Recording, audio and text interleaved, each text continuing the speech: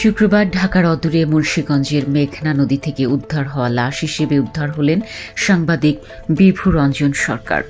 বিভু রঞ্জনের ছেলে প্রকৌশলী ঋত সরকার ও ভাই চিররঞ্জন সরকার শুক্রবার রাত 8:45টার দিকে মুন্সিগঞ্জ জেনারেল হাসপাতালের মর্গে গিয়ে লাশটি শনাক্ত করেন। ৭১ বছর বয়সী বিভু রঞ্জন সরকার দৈনিক আজকের পত্রিকায় জ্যেষ্ঠ সহকারী সম্পাদক হিসেবে কর্মরত ছিলেন। বৃহস্পতিবার সকাল 10টার দিকে রাজধানীর সিদ্ধেশ্বরীর বাসা থেকে বেরোন তিনি। এরপর থেকে তার খোঁজ পাওয়া যাচ্ছিল না। রাত 9টার মধ্যে তিনি বাসায় না ফিরলে আজকের পত্রিকার ভারপ্রাপ্ত সম্পাদক কামরুল হাসানের সঙ্গে যোগাযোগ করে তার ছেলে জানতে পারেন যে তিনি অফিসে যাননি। এরপর বিভিন্ন স্থানে খোঁজ করেও বিভু রঞ্জনের সন্ধান পাওয়া যায়নি।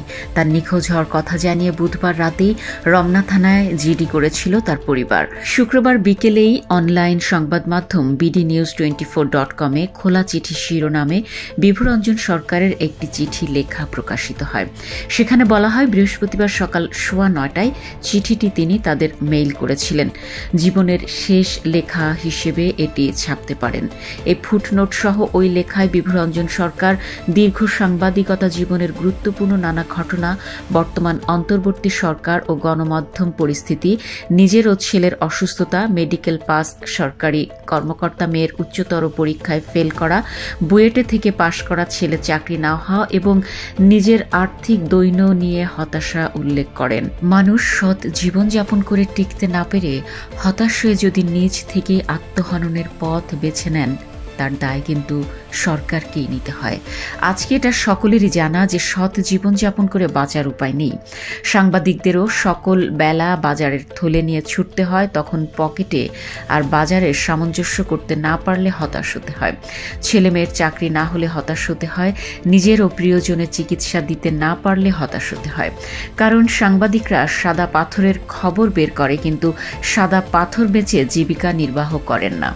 জাতীয় নির্বাচনের খবর প্রচার করে, কিন্তু নির্বাচিত এমপি হয়ে আখের গোছানোর মাধ্যমে জীবন গোছাতে চায় না।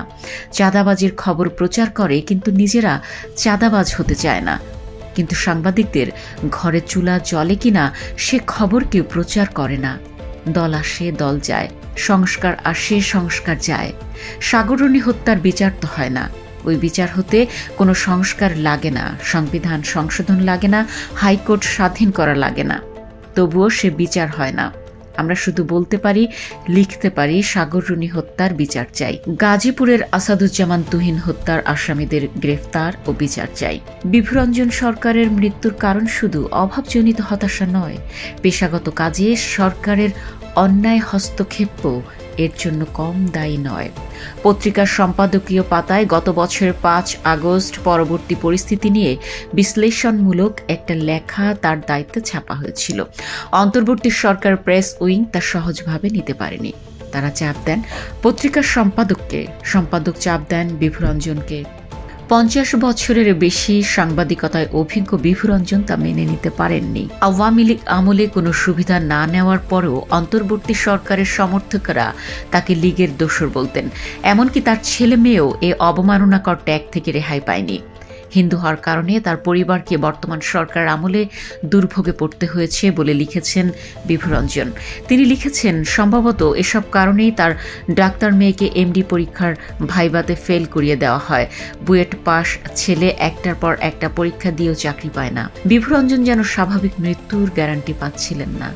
তাই এক কঠিন ও করুণ সিদ্ধান্ত নিতে হয় তাকে। প্রশ্ন হলো, আর কত বিভু রঞ্জনের জীবন গেলে সাংবাদিকতা অভাব ও সরকারি খবরদারি থেকে মুক্তি পাবে? হিন্দু হওয়ার জন্য যথেষ্ট যোগ্যতা থাকার পরেও কেউ ন্যায্য অধিকার থেকে বঞ্চিত হবে না।